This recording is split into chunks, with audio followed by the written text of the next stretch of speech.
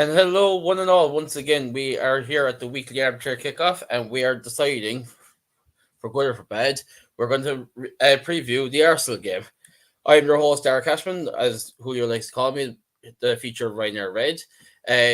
Someone who would be a Ryanair Red if he was actually flying tomorrow. Joined me, Dec McDonough. Dec, how are you? Good, man. Good, yeah. Getting ready to travel to the game as well tomorrow. So up for it. Looking forward to a decent performance at least. I mean, that's what we want. Just a decent performance so we can actually leave our heads held high, leaving Old Trafford. And for the record, between myself and Dec, not a single thing packed yet. And I've also been joined today by an Arsenal fan, believe it or not. We've actually found one who wants to come onto this channel. All love for Wayne, though. Wayne, how are you, man? Yeah, I'm good. Thank you for inviting me. I really appreciate the opportunity to talk to you guys. Well, we hope you're a very impartial Arsenal fan at the very least, anyway, but we'll find out how we go along. Listen, I'll do my very best. As always, guys, get in the comments. Let us know what you think, and we'll bounce off the comments as we go along as well. So I suppose we'll kick things off with Arsenal itself, and with things being so tight at the top, it's just going to be down to the wire, especially with the fact we're playing you this weekend. We could make or break the title race, really, in hindsight. So I suppose with it being so tight at the top, Wayne, what do you actually think the realistic chances of Arsenal going ahead and beating, as we'll call them, the 115 to the title? Realistically, it's probably slim to none. If we're being honest about it, I think everyone expects Manchester City to win out from here. I don't think, even in my reddest of Arsenal hearts, I'm not expecting Spurs to do anything to Manchester City in the middle of the week after the Fulham game. See, this is the thing, though. Like, you have to remember, bar that game in the FA Cup, Spurs have beaten City at their home ground ever since they moved from White Hart Lane. So, like, even in the reddest of Arsenal hearts, you have to kind of think that has to play into the hands somewhere. Yeah, I'm hopeful. I'm definitely hopeful. Of course. The way that they're playing and the way that they're defending, it's difficult to see anything but a Manchester City win there. I think right now I'm kind of pinning all of my hopes on a David Moyes masterclass on the final day, where West Ham want to say goodbye to him. They just lump a long ball up to Mikel Antonio and just hit them on the counter. One shot, one goal, 1-0, and we can be champions, assuming we do our job this weekend and against Everton.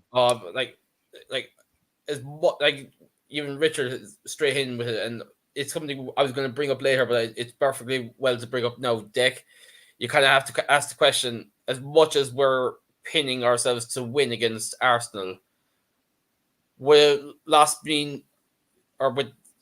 potentially giving Arsenal that little bit of hope to beat City, what would you say about that then?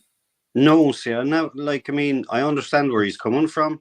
And people, I've been saying all week, and people have been saying I'm mad. I've been saying United to beat Arsenal and City to lose against Spurs. That I don't know why. I've put money on it. It could come true. I don't know. I have probably more faith in Spurs beating City. I think our backs are to the wall. I never want my team to lose. There's 38 games in a season. We're not going to. If we bet Arsenal at the weekend, we're not handing City the title. It's over the course of a season, So no, personally, more so because I'm going to be there. I don't want to see Arsenal. But I suppose it's a tough one because I'm in full agreement with you. I would never want United to lose, even with the circumstances of it all, because as bad as our squad is at the moment, between injuries and everything else going on, my personal view is we beat Arsenal, we still have that hope of European football. At this point, I don't care if it's Conference League, it's European football.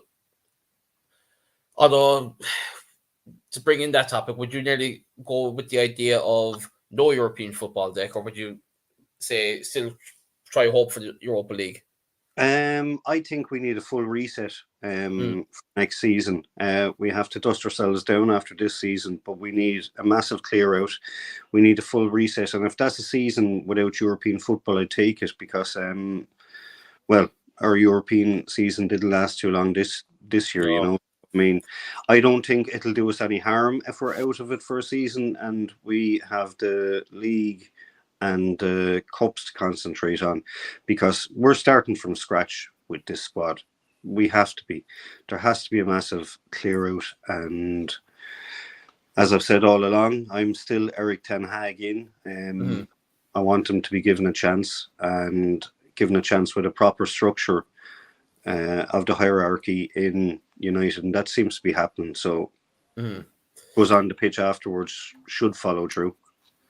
Hopefully, but look, I would say this much, Wayne. There is a lot of love for you in the comments.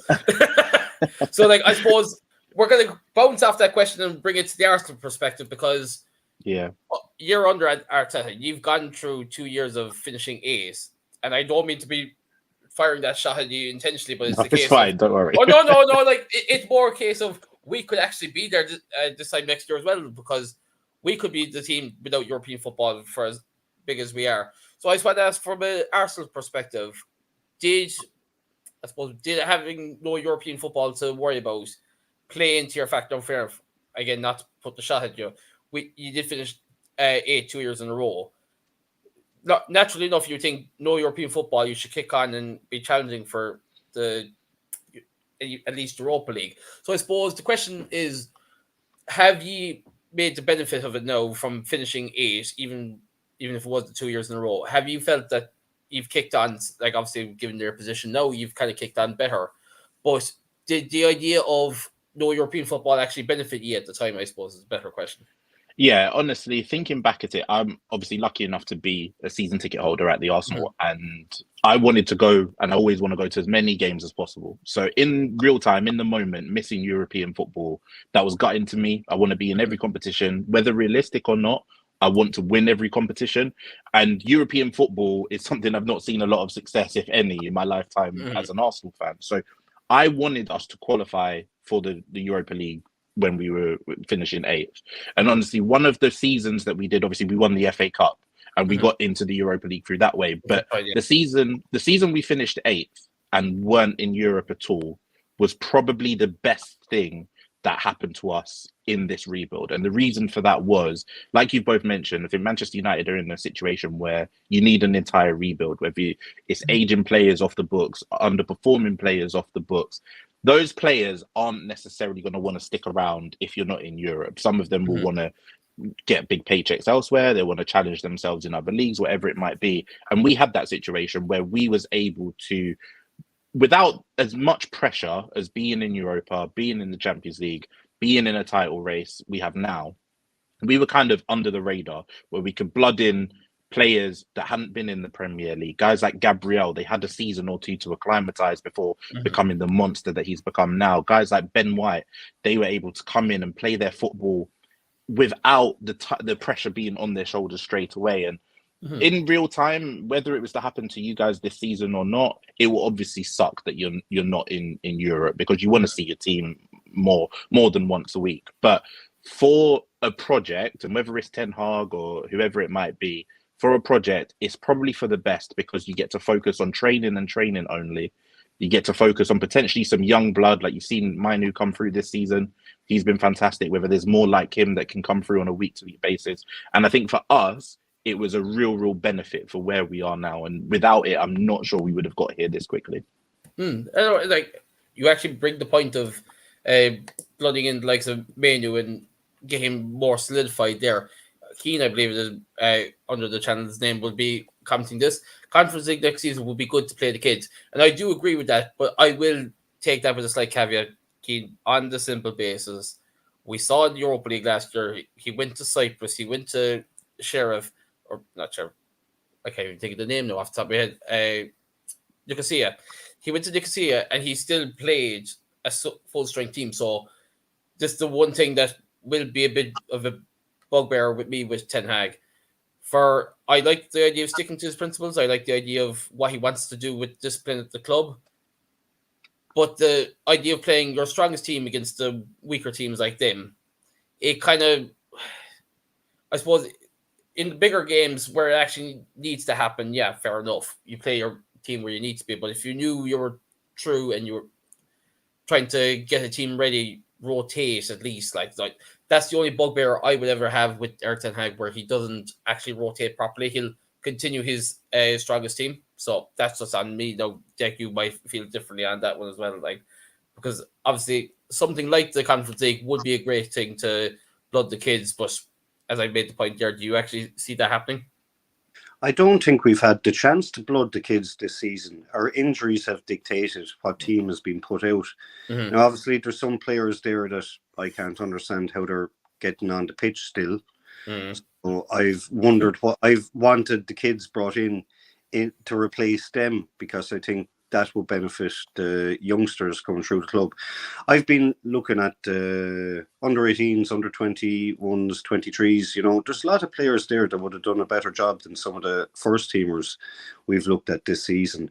And I don't think, even if we got into the Conference League, I don't think if Ten Hag was there that he would rotate as much. He seems fixated on trying to get his first 11 out, whereas we're screaming at him to bring on some of the youngsters that we can be putting in decent performances week in, week out.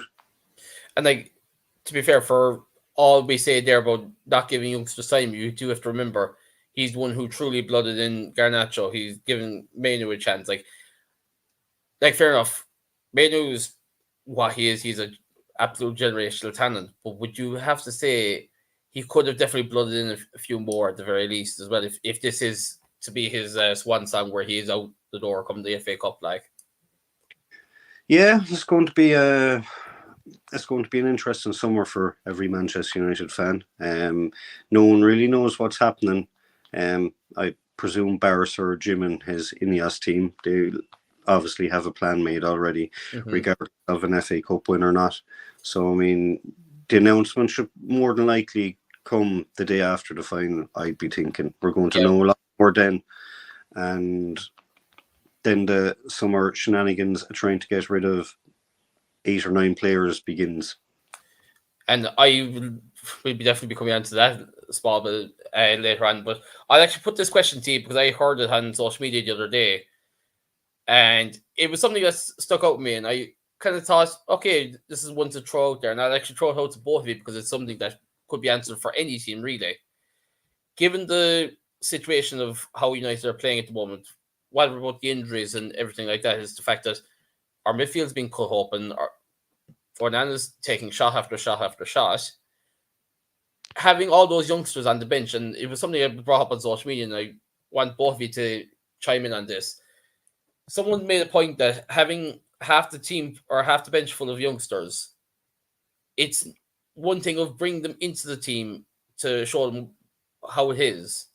But given how things are going on the pitch right now, is it actually harmful for all those youngsters to be seeing it in front of their very eyes on the bench? I want to see what you think of that. Do you want to go first, Wayne?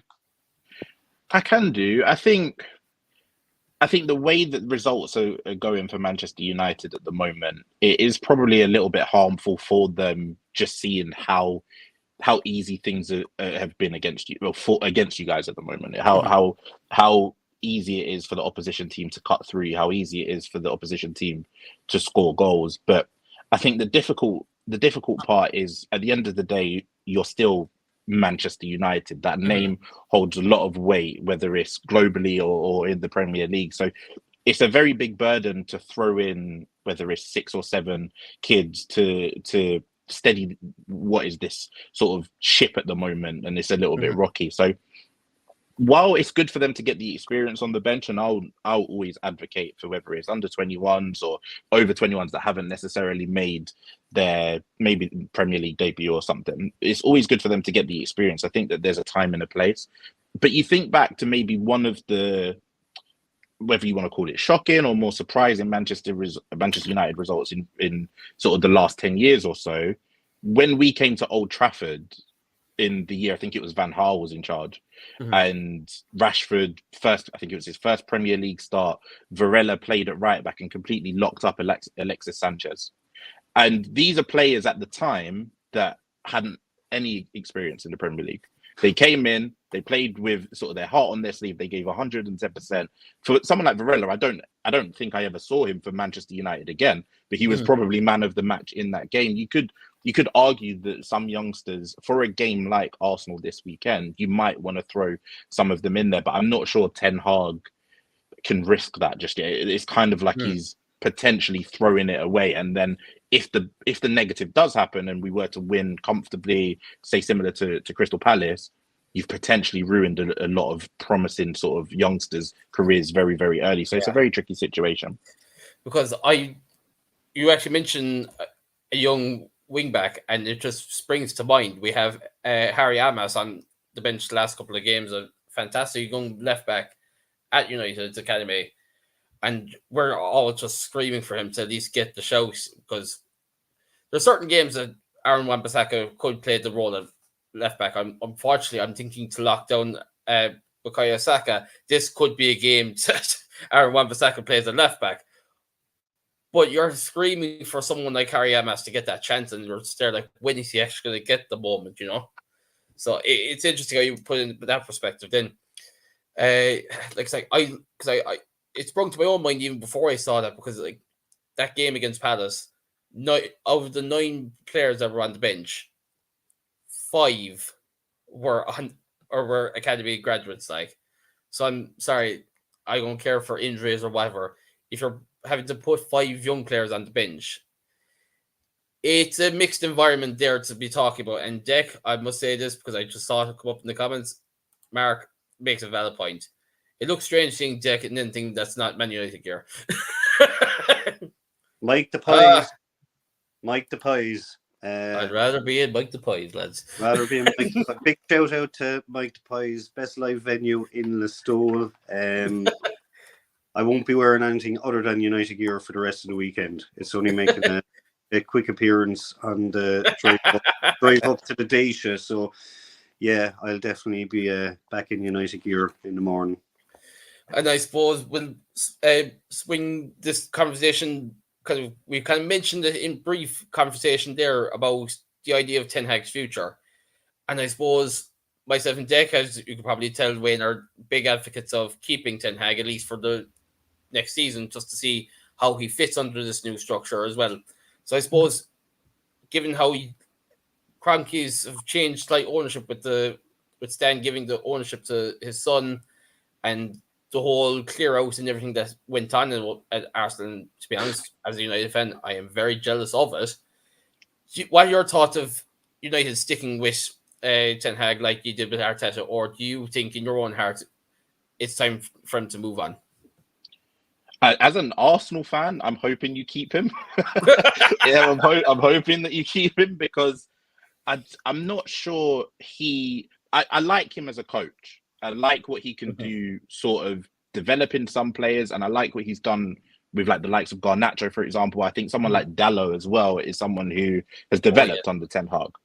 But as a structure as a whole, I don't know whether he hasn't come to grips with the Premier League just yet. I don't know whether he's not come to grips with the stature and the size of Manchester United, but there's something there where it's just off. And I don't put all of the blame on him at all. I think there are a number of players that there were in sort of the early days of Arteta where they don't seem to, they're just coming for a check, and they don't really care about the shirt that they're playing for. They don't care about the situation that they're in. They know that they're going to get paid and they're going to go home, and in the summer they'll deal with whatever. But it's difficult to look past. I know we were very, very bad under Arteta for a long period of time, and I was one of the individuals who, during that run where we were 15th before the Chelsea game, I was one of the ones who thought Mikel Arteta should have been sacked at that time. He got one more game. The Chelsea game went our way. We won comfortably, and the rest is history. And he turned things around. I think the difference between what we were seeing then and what you guys are seeing with Ten Hag now is we saw a pattern of play, especially defensively and in possession of the ball, that was very much, we see it now still, but we've just got better quality players. And we once we got better quality players, we started trending upwards. With Ten Hag, you saw that pattern of play last season for a lot of the season. But this season, with new players in and with a number of signings that are very, very questionable, you don't see it anymore. And it's hard to tell whether it's the case of, are the players playing for him? Are they sort of looking to get him sacked? Or is it a quality issue? So with your new ownership coming in, I feel like this summer would probably be the best time to bring someone new in, someone that's theirs. They can pin down whether it's a philosophy, whether it's a style of play, whether it's a type of manager that they want, and they can bring it in themselves, and then the rest is kind of on their shoulders. I think while Ten Hag is there, if you go into the season with him in charge and results start off going your way, don't go your way, sorry, it's very difficult to then get that momentum back straight away. So summer with a new ownership, probably for me as impartial sort of neutral, would be smarter, because like I said, the ownership are new coach, everything can be all sort of solidified together. If you do keep Ten Hag though, he's been backed. He's spent a lot of money, and I know that there is a lot more money that needs to be spent because there are a number of players in that Manchester United team that don't deserve to be there. But whether or not without Europe and with the wages that some of these players have, you're able to do the amount of rebuild you're going to need to do, I'm not 100% sure. And it's a valid point, because I look at that Arsenal rebuild and the fact that and the one thing I admire about Arsenal, because you took the hit on a lot of players. You cancelled contracts rather than waiting for the players to say, right, you're gone at the end of the summer. You actually went away and cancelled contracts. Like I admire you so much about the whole Nicolas Pepe one as well, because he looked a star and then it just fell apart. And like the fact you said, screw it, yeah, fair enough, we paid 73 million for him. You're gone. End of. You're not waiting until the summer, you're gone. It was something I thought, oh God, okay, this is actually something that could be big in the right hands. But I suppose, Declan, I'll bring it to you at this point here, is the fact that, like I said, we've both on the same boat of Erik ten Hag. In that case that you have someone new come in, the problem you have then is, even with this new rebuild, you're going to have a team still full of different managers, players. So I suppose, unless you do the complete massive overhaul that Arsenal did, if you get someone new in, how, without that massive overhaul, how can you still stick so many different managers, players together to make a team? Well, see, I think the whole issue is very similar to what Arsenal went through, and we should be looking at cancelling contracts rather than letting people stay there that don't deserve to be there. I probably mention this loser every week, but I mean, we should have cancelled Martial's contract years ago. I mean, the fact that he's walking away on a free after sitting on his arse for the season, earning 200 odd plus grand a week, is the biggest joke. You know, take the hit on him, get him out of the club. He has to have been a distraction to other players. But there's a few more players there that deserve that as well. It doesn't matter who you bring in if those players are still there. So the most important thing for us this season is getting rid of the players. I've blamed Ten Hag for certain stuff during the course of the season. I've questioned some of his decisions, but my full blame lies with the majority of those players that don't deserve to wear the Manchester United jersey. I don't think Jesus could have motivated them. You know, I don't think anyone could have. So the manager, for me, isn't the issue. It's players out, Glazers out, and goodbye, Tony Martial. But I suppose, like, even I look at Ten Hag signings, I suppose Mount, fair enough, for all his injuries, you can't really, like, fair enough, it's more the price tag than the injuries we're going to be counting on Mount, simply because we paid 55 million from in his last year of his contract. Mount will get injured on FIFA. He probably has. Yeah. I'd say he dropped the controller on his foot, and that's what happened. He's brutal. I mean, if he's that injury prone, go do Strictly or something. Get off the football pitch. When if you play FIFA like myself, you're going to understand this reference. Deck, you won't. He probably has the injury-prone trait on FIFA. I think we've had a few of those players over the time. We've still got a few now. Like look at Tomiyasu, he's missed training a couple of times this week already, and we're down to 1 game a week. So it's something that we're familiar with as well. I think the big thing, whether it's Ten Hag or whether it's another coach in the summer, the big thing I think Manchester United fans especially probably need to wrap their head around is this summer shouldn't be a summer where you go for stars or you go for big names. I think in the past few summers, whether it's been Ten Hag or other managers, you've signed Casemiro, you've signed Varane, you've been linked to Frankie de Jong. You could argue Onana at the time last season, Champions League winner, Champions League finalist, huge name.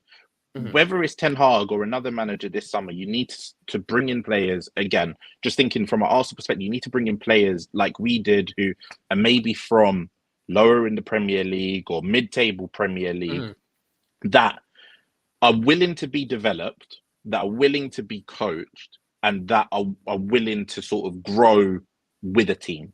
Because you're probably, and it's the case for us as well, if we win it this year, the Premier League, it will be fantastic. But Manchester City have probably got the Premier League wrapped up for the next 3 or 4 seasons if Pep decides to stick around and they decide to spend money the amount that they have done in the past however many years. So you need to grow as a team, and we've gone the route of one of the youngest, if not the youngest squad in the Premier League. And we're seeing that after sort of 3-4 years of growth.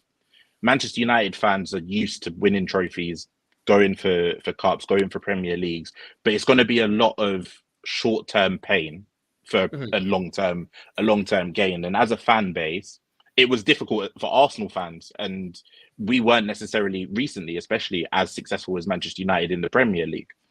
But I think, obviously, I'm enjoying it from the outside looking in, that rivalry perspective. I absolutely love it.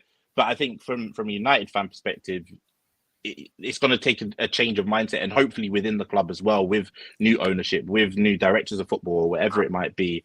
Hopefully there is a different, for you guys, direction, and you don't go for the biggest name available on the market at the biggest time like you have done sort of the past 4 or 5 years. Well, I suppose you actually make that point, and even Sir Jim Ratcliffe has gone on record saying, I don't want to sign Kylian Mbappe. I want to sign the next Kylian Mbappe, if there is one. Now, to be fair, you look at the way Mbappe's talent is going, anyone could become next Mbappe, because there's no one yet of that Ronaldo Messi stature that'll make the Mbappe Haaland argument, but I just don't see it personally. But I get where Ratcliffe is saying he wants to create the next superstar, kind of like the way Sir Alex Ferguson did with Ronaldo, say, in the regards of, I want to be the one to build him, not buy him. I want to be the one to sell him on. I suppose you're looking at players who are willing to be coached. I'd say, I think one player, though, you're talking about, I think, Varane going on a free agent, as much as I'm in two minds about Varane, simply because you have someone who's a fantastic defender, but his legs are like breadsticks. So someone like Jared Brantwaite, and I understand the English tax and the Premier League tax is going to come into play here with his price tag, but it looks like he is someone who is still in massive development. He is going to be willing to be coached. He'll play to the manager's tune, and considering we're going to be in the market for yet another centre back, I don't see why we shouldn't go for him, really. Dec, if you have any thoughts on any players that might have been mentioned in the media as to who we should avoid, who we should go for? I would 8-2 agree with Wayne. I was waiting for it. It was going so well. Yeah, he speaks a lot of sense. But no, I actually agree with Wayne a lot. I think for too long United have been involved in the marquee signings. Okay, we have to get away from them. They'll do good for a season, but they're costing us a bomb. They're costing us way too much. Get younger players in. And I agree, from the lower teams in the Premier League, lower teams in the Championship, people that are hungry for success and believe in the project at United. Because look, United are arguably one of the biggest teams in the world. They still are. And we need players that want to play for the crest on the shirt and not be too worried about raking in $250,000 a week while they play a handful of games a season. It's ridiculous. We need young, hungry players in. Braithwaite's a great shout. I think he'd do well, and he's a player that could come in and you'd want to develop. You don't want someone that's already up there, done it, and with some of the fellas we've bought past it already. But I think that's the kind of way we need to go going forward. But like, I suppose, like, I would think realistically, put your thinking hat on. You have to imagine with someone with the actual competent boardroom we're going to have with Wilcox potentially then at short if Newcastle decide to let him go. You have Omar Barada coming in, 3 competent footballing men at the helm, and you know damn well when it comes to contract negotiations, whoever's going to be in charge of that, you're going to be told, right, you're going to be given a max 150k a week. You're going to get decent bonuses, but when they're going negotiating for a player, they'll only put the big sum on the table. Let's say the 250k a week. They'll only say, right, we found that you're definitely worth 250k a week, so we're going to offer that to you, and then you might get your bonuses on top of that. But you hear these stories about wage cap looking to be brought into Old Trafford. I genuinely believe with the competent footballing men at the helm, we might actually see that wage cap come in. No, we still have someone over that. Whether he goes or not remains to be seen. Yeah, definitely a wage cap is the way to go. I've always said that it should be performance related, and after this season, they owe us money. You know, the majority of that team owe us money for the performances that they've put in. They can't justify the wages they're on, but something like a wage cap is going to bring in younger, hungrier players. Obviously, people with Casemiro's and Varane's past in winning, they're obviously going to command a bigger fee, but we're not getting our money's worth out of them. We're getting a year, 2 tops, and that isn't sustainable in today's market. No, like, I suppose when we wouldn't know enough about the going on in behind the scenes at Arsenal, is there such thing as a wage cap, or what the wages are like there? No, we don't really have a wage cap as such, but we got rid of our big earners. And like you said, we had to take the hit on a number of them. Like Pepe left for free. We ended up pretty much having to either pay off the contract or whatever it was. Willian was a big earner. And that was, although he wasn't the size name of like a Casemiro or Varane, it was a mistake in the similar sense that we went for someone who had kind of won everything in the Premier League. We thought he might want to come to Arsenal, develop our youngsters and be sort of an experienced head, but he never really done that. So we cashed out on him after a year. We learned from that mistake, and we was like, not again. Aubameyang was another one who was fantastic for 18 plus months. He was brilliant, one of our favorite players, one of my favorite players. But when you saw the direction that this team were going in, he kind of moved past it.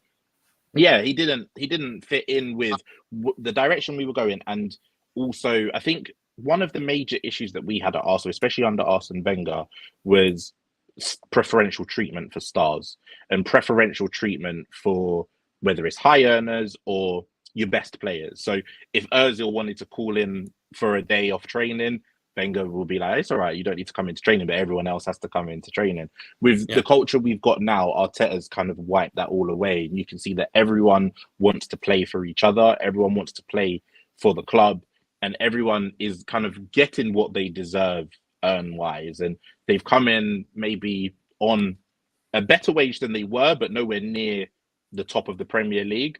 But after 2 to 3 years, you're seeing we're giving contracts to everyone now because they've earned it, they've deserved it. Saliba's got a new contract recently. Saka's got a new contract. Ben White, Ødegaard. These are the players who have performed, and like you both mentioned, it's about performance, and you get rewarded once you show it on the pitch. And you mentioned certain players getting earned contracts even today. One, I was slightly questioning Jorginho getting a new contract. Now, fair enough, he's performed for you, don't get me wrong. But I just thought, fair enough, he's done. Sorry, no, forgive me, lads. How old is Jorginho now again? I think he's turning 34. He's either 33 at the moment, turning 34. I was going to say, 34, I knew he 35. was going past the 30 mark, so I wasn't 100% certain. Because I suppose the question I was going to say there is the fact that you're looking at the younger, hungrier players, and I do understand you need to keep that experience on side. Was it the smartest move, in your opinion, I would say, because obviously you would know it better than us, Jorginho getting the newer contract? Are you for or against? Because I think just unless it was or let's say triggering another 1 year extension, say for example, on the same contract, that's what I would appeal for someone who's of that 33, 34 year age bracket. That would be my opinion now, personally. Yeah. I think off the pitch, I'm for it. On the pitch, I'm a bit more against it.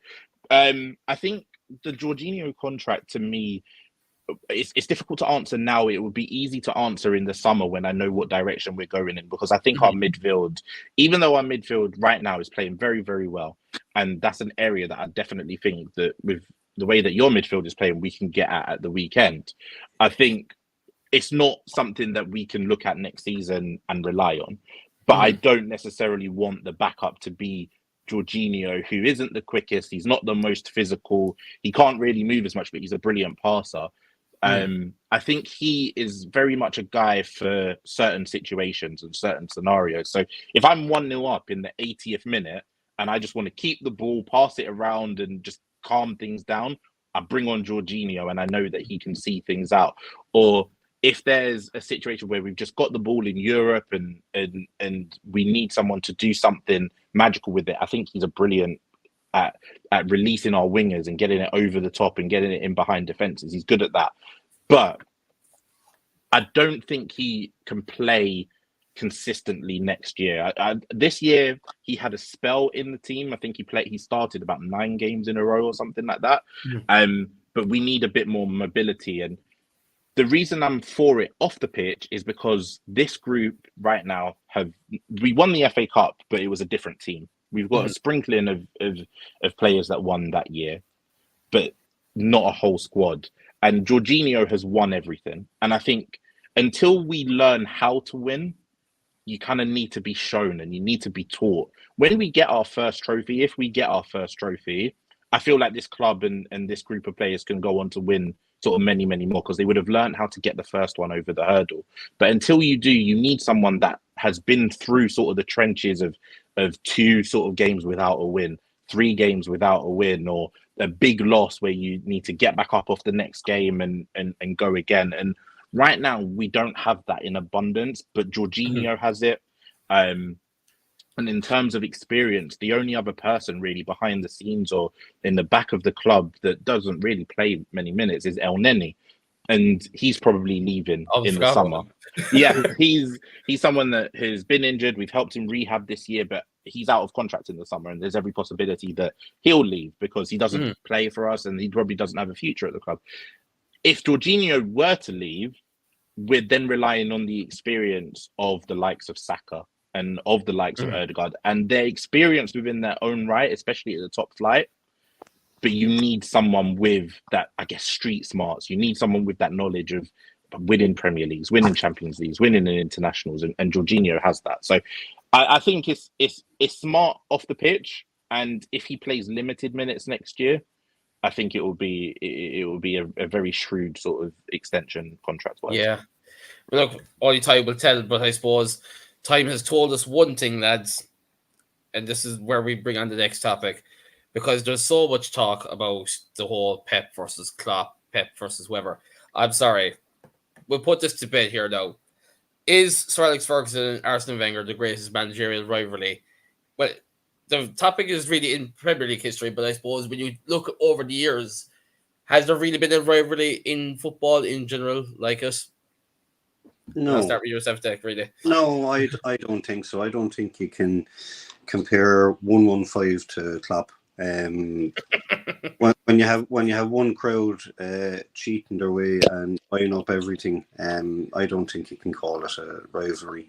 The games between Arsenal and United when Fergie and Wenger were in charge were historic. They were brilliant. That's what Super Sunday was about. Pizzagate. Yeah. I remembered I wanted to put my foot through the TV when I saw Martin Keown slap Ruud van Nistelrooy Around the head, yeah. I mean, that was a rivalry. Patrick Vieira, Roy Keane, that was a rivalry. The other two are just pretenders. The best thing for me this season has been seeing the wheels fall off Liverpool's quadruple. Because I can't understand the love affair the Sky Sports have had with Liverpool and Klopp this season. I think it's been hilarious, and to see them walking away and hopefully going into meltdown after this can only cheer me up. But no, there's no comparison between the two rivalries, in my opinion, anyway. Oh, like, just even, like, I suppose I will say this much about the whole Pep and Klopp scenario. Like, as a footballing fan, I can't deny it. Take rivalries aside. Like, Pep is a good manager. He's not elite, in my opinion, only because he's gone for teams with the money. He's gone for teams where he has the open checkbook. He can sign who he pleases. Well, I suppose in Bayern's case, he kind of brought a few players up, but he bought the majority. Having said that, the reason I will, like, me and other United fans outside of football, outside of Man United even, fans of football will say, Fergie managed to beat Real Madrid with Aberdeen. Can Pep do that? No, he can't. That's my take on the whole thing, and that's how I will always view it. Like, I've always said it. If Pep were to go to, if Pep were to leave this summer and say, okay, folks, I'm joining Stoke. No checkbook, no nothing. He brings Stoke up to the Premier League and challenges for top 4. Then I will rate him higher or as high. I won't ever rate him higher than Fergie, but he will be up as high as Fergie. Obviously, you hold Wenger to godlike status yourself, Wayne, so you know how I'm talking about Fergie here. Yeah, no, for sure. And I think the big thing in terms of the rivalry is there's a certain generation of Arsenal fans who dislike Manchester United more than they dislike Spurs. Because obviously at the time of growing up, Spurs were finishing 12th and 13th. Only recently have they started to get annoying because they've got a little bit loud despite winning nothing. But it was always for years Arsenal, Man United, Arsenal, Arsenal, Man United, Arsenal before sort of Mourinho came in, and it was like that for a good 6 or 7 years. And at least with our rivalry, we can say, well, we won 3, you won 4 or 5 of the Premier Leagues. Yeah. With Liverpool and Manchester City, Liverpool have got 1, and the rest has been clean sweep in Manchester City's favour. In my eyes, that's not a rivalry. That's arguably bullying. So I'm not going to defend Liverpool here, but I will make the point that history will show it was a clean sweep bar 1 year for City.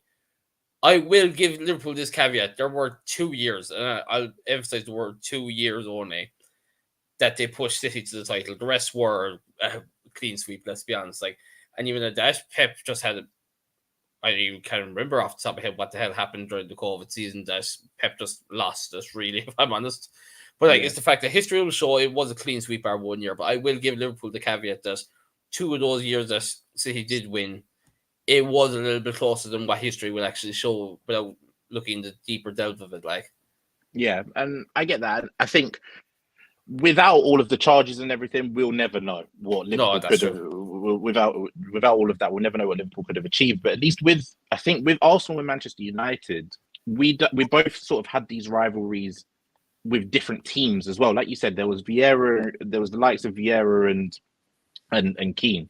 But then we moved on to when you guys had Ronaldo and we had Fabregas, and it was still back and forth in terms of what we were doing on the pitch. And although we were still finishing 4th, it may not have been as close in the league. The matches themselves were always more competitive than it always felt like they went up a notch for Man United Arsenal games. And I think with Wenger coming into the game, and he was, I guess, kind of the complete opposite of Fergie in the way that he would go about coaching his teams and bringing players and all of the stuff off the pitch. And they got success in completely different ways. They brought the best out of each other. And I think that's the one thing that Klopp and Pep, in terms of their rivalry, have done. They brought the best out of each other, especially on Liverpool's side of things. I think in football-wise, the only real rivalry that I can maybe compare the Fergie Wenger one to is maybe Pep and Mourinho in Spain when they were Barca and Real Madrid. But that was, I know that there was a dislike at the time between Fergie and Wenger, but now they seem okay. I don't know whether Mourinho and Pep. It seems like it's like okay. Right? There's a respect between Fergie and Wenger because they were both winners. And they both wanted to win more than anything. And I think when they both retired, they were able to sit back and realize that a bit more. There wasn't as much pressure on them to be at each other's throats. So they kind of realized, do you know what we had was actually good, and we pushed each other to our limits. So, I mean, yeah, I definitely don't think we'll ever see Pep and Mourinho having a glass of vino anytime soon. But I just I can't see how people can compare Pep and Klopp as rivalry up there with Fergie and Wenger. And even like you kind of made the point there about bringing out the best of each other. It's because of Wenger, Fergie actually realized he has to change his style of play as well. Because no, there was actually, as you could obviously tell, there was nothing wrong at the time of what Fergie was doing with his style of football and how he was presenting his team. But it was the fact that Wenger came in, he was this new guy. He didn't, or nobody knew a whole lot about him at the time. And he just, kind of like the way, I won't ever say I'm comparing Wenger to Mourinho here. But what I'm trying to say is the fact that when Mourinho came in, he made both Wenger and Fergie think differently about how they portrayed it. So you have each manager kind of come in, there's like kind of a chain reaction of, when Wenger made Fergie think, Mourinho made the two boys think, someone else will make all three of them think differently. So I suppose it's the unknown of not knowing what a manager is going to do. So I say, like, for all I know, like, this fella now, Arne Slot, who's coming in for Liverpool in place of Klopp, apparently they play a similar style off the same philosophy. It could just be a carbon copy of Klopp for all we know. But we won't know until we actually see it firsthand in the Premier League era, because it's, as we've seen now with Erik Ten Hag, is one thing doing it in the Eredivisie, it's another thing doing it in the Premier League. So, on that note, we'll actually bring it to the game itself. Any expectations, lads? Because I'll give the credit to the guys at the end. I think here I heard this listening to the podcast last night. The last time they actually couldn't even give an exact year. Last time that Arsenal went to Old Trafford and beat Man United in front of fans, because he won back in November 2020, but in front of fans it has been a very long time. So yes, I think the actual stat they brought was like that game in November 2020 was the first in 16, I think it was, at Old Trafford. Yep, one win in 16 matches at Old Trafford. Yeah, 2020, 2021 without the fans. I think before that, the last time was 2007. I think it was. That's probably yeah. The one that obviously springs to mind before that was in the FA Cup, where obviously Danny Welbeck came back and scored the winner. But obviously that's not in the league. So, yeah, in the Premier League, 1 in 16, which hopefully it'll be 1 in 17 on Sunday. Exactly. Hopefully for you guys, maybe. Yeah. And look, I will say, hopefully Spurs beat City, West Ham beat City, and do you know what? I'll congratulate Arsenal on their style of play and the way they've gone about it this season. I think they've shown the way forward for us going forward, getting younger players in and looking at a reset and looking at getting rid of big name signings, and it shows that it can work if you stick with your manager, show a bit of faith in him, and give him backing. So yeah, I've been impressed by this season. I think you've played some great stuff. Definitely don't want to see it this Sunday. But I do wish you the best of luck in the chase for the title this season. And I'll say this much, and I will say this much. I was going to say at some point there, because like when we were talking about how Arteta has brought the different players in all this, I think we have to, Dec, I think you may have to agree with me here. We have to give Arteta credit. He is the only manager in the Premier League who's managed to unlock Kai Havertz. I don't even think Arsenal fans give him credit for that yet. Because honestly, I was actually very jealous when he signed for Chelsea at the time, and I just saw how, and then I just saw he was like, right, you're a striker, no, you're in behind the striker, you're on the left wing, and now I'm after seeing the German national team use him as a left back. I'm sorry, like, have we got a carbon copy of? I'm not even going to compare them. I'm going to have to say it. The way he's been moved around the pitch and the fact that the German national team are using him at left back, I always nearly compared him to Saka. The fact that Saka started at left back, I was so like, oh my god, am I actually going to make this comparison? I would have left him back in the dressing room. Yeah, I actually can't believe that they've. I can't believe that they've got him actually playing. I actually thought Arteta needed his head examined when he signed him, but no, he seems to be getting performances out of him. So, and I'll be honest, this is why it caught me by surprise, because, like, okay, fair enough, we can go off the pre-season friendly where United beat Arsenal this past summer, but you had both Havertz and Rice in that midfield, and even at the start of the season, you had Havertz and Rice in that midfield, and it just wasn't clicking. So I was there like, oh my god, they're after wasting money on one of them at least. Anyway, I was never going to say which one I thought that was going to be the bigger waste of money, because I always rated Rice, but I said maybe the price tag could get to him, so that's why I was kind of leaning towards him more than Havertz. But my god, both have actually proved me wrong. I'll even say that. No, that could also be just down to the way that Arteta has the team playing, but I just saw the way that they've been playing recently, and I'm there like, sorry, Rice is meant to be the one sitting right in front of the defense, and he's up getting goals and assists for fun. Like, I'm sorry. And like, I think with both players, I was going to say, to make one last point on that, how many times have I seen Rice plus 90 plus 7 on my FPL? No, I think with both players, it's a testament to our, I guess, whether you want to call it culture, whether you want to call it surroundings, whether you want to call it as Mikel Arteta putting an arm around them, or the treatment of players. If you put them in the right conditions to succeed, if they've got the quality, they're going to succeed. And I think a number of Arsenal fans have spent all season questioning Kai Havertz, whether he's a midfielder, whether he's a striker. Even that striker now, he's playing well, but is he going to get you 15, 20 goals every single season? We won't know. But while he's in this confidence, you love the way that he's playing. And while you're playing well, you just have to keep that momentum going. And I think one thing that Mikel Arteta has been good at throughout his tenure, whether we've been winning or losing, if you're in form or if you're out of form, he's going to trust you and put sort of belief in you. And sometimes it's not gone well. Like when the end of last season, he brought in Rob Holding when we probably should have brought in Kivior, and we maybe would have had a better shot at the title at the end of the season. We may not have won it, but Kivior was better for our team in terms of build-up and the way we were playing. But he trusted Rob Holding, and that went sort of not in his favour.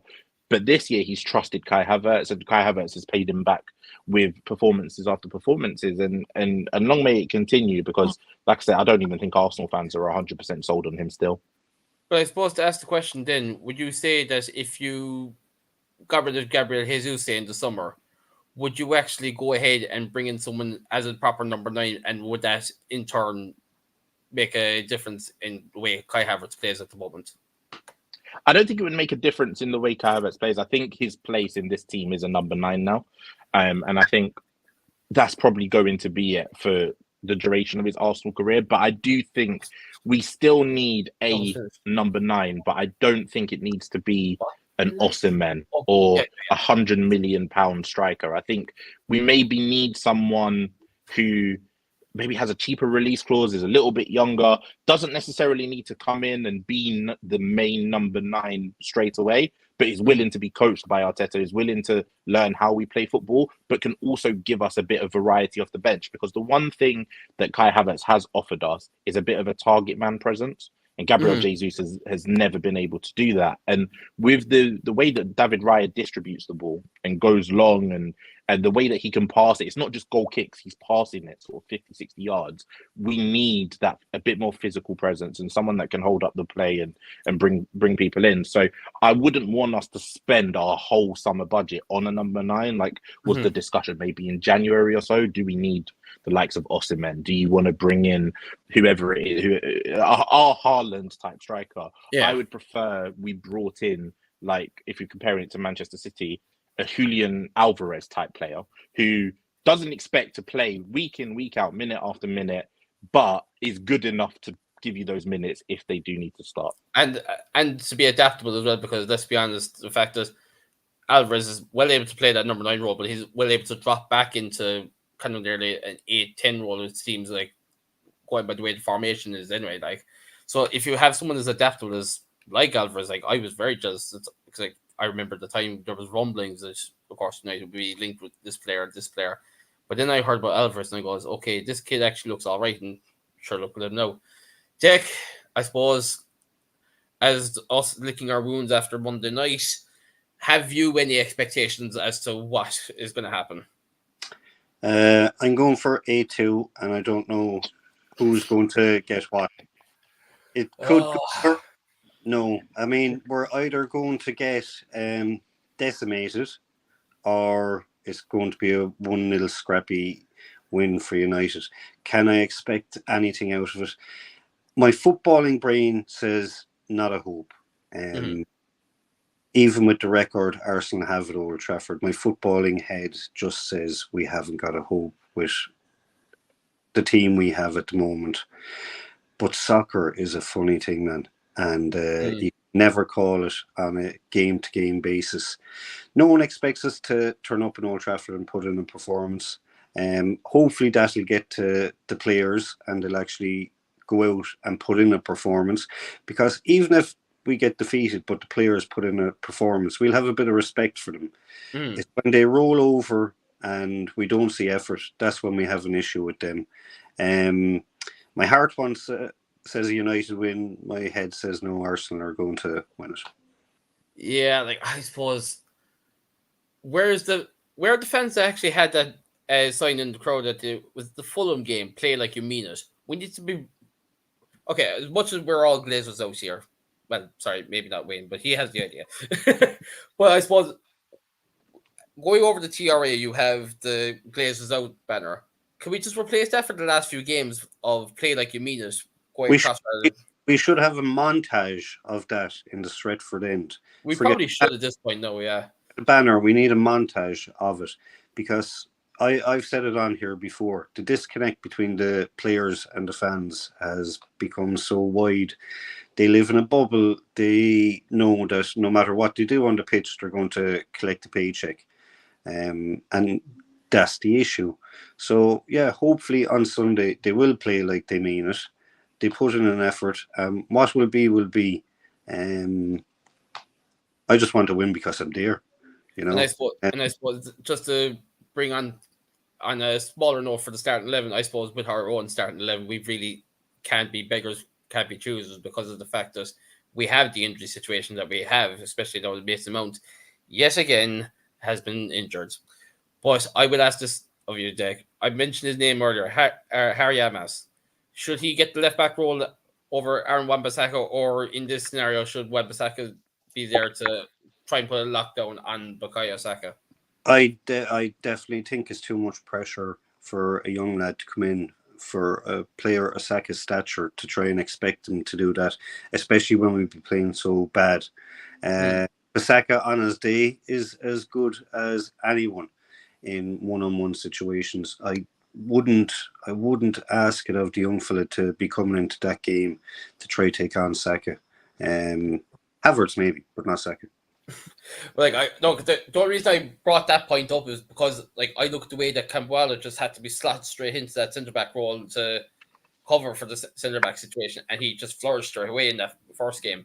So I was there like, okay, maybe if you just slot them in, see how they adapt to it, they might actually cope with it to a certain extent. Now, obviously, Arsenal are the team that they are, but at the same time, I'm there like you've had Cambuala be slotted straight into bigger, just as big games where it mattered most, and he performed. No, Oh, look, if you're good enough, you're old enough. I mean, I don't massively, yeah. Don't discount that. But I think with the form Saka is in, I personally wouldn't be throwing the young lad in when you have a player of Wan-Bissaka's stature in the game. While all of us can have an issue with him at some stage, on his day he can put in a great performance and he can nullify Saka. You know, but we need everything to go right for us on Sunday, and something to go wrong for Arsenal. That's what we need this Sunday. And as long as Arsenal don't get any penalties, who said that? Yeah, I had to make the point. we don't want any dodgy VAR calls. Look, I mean, I don't know what Wayne thinks about it, but we're all sick of these dodgy VAR calls. You know, whether they go our way or don't go our way, there's been too much drama with it this season. You know, and it's ruined a lot of games. Mm-hmm. Not only for our two teams, but for a lot of other teams. I think it's a joke how a fella who's looking at it in slow motion, I don't know, is his guide dog blind or what, but it's ridiculous. It needs to stop. It's been brought in to stop poor decisions, but it seems to have made even more. I've always maintained the stature of it's down to the officials guiding VAR, because we've proven that UEFA's version with the, let's say, silhouette of onside, offside actually benefits the players more than it would. Now, fair enough, whatever about the Madrid and Bayern game the last day, you have to look at it. VAR actually does work in the right system. It's just the officials, in my opinion. Yeah, true. Yeah. And on that note, Wayne, what do you think score-wise? Oh, goodness.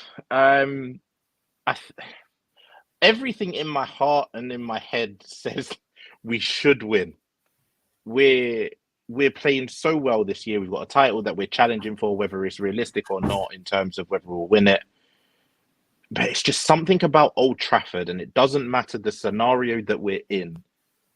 There's a mental hurdle there that we're yet to get over, and I've yet to see us get over it with fans. And we're a completely different side now. I'm hoping that we take the momentum of what we've done against Chelsea, winning away at Spurs, winning sort of the streak that we've been on in all of 2024. To only we've drawn one, and that was against Manchester City, and we lost one against Aston Villa that we were really, really poor. But we've won every other game.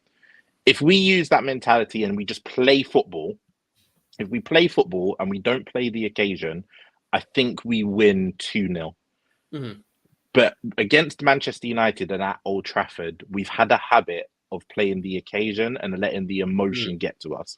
And if we do that, and we've got some emotional players in our team that can either get up and make a mistake, or they can just be off their game and not be as measured and not be as controlled, maybe try to play a pass too quickly and give it away. The big thing for me is on the subject of referee, and unfortunately, I think the referee for this weekend's game is the one guy who actually thought Ødegaard fouled Eriksen last season. So that is always going to be fun. Oh yes, we're in for a good one. But no, you're on about United and Arsenal. Do you play for the occasion, or do you play football?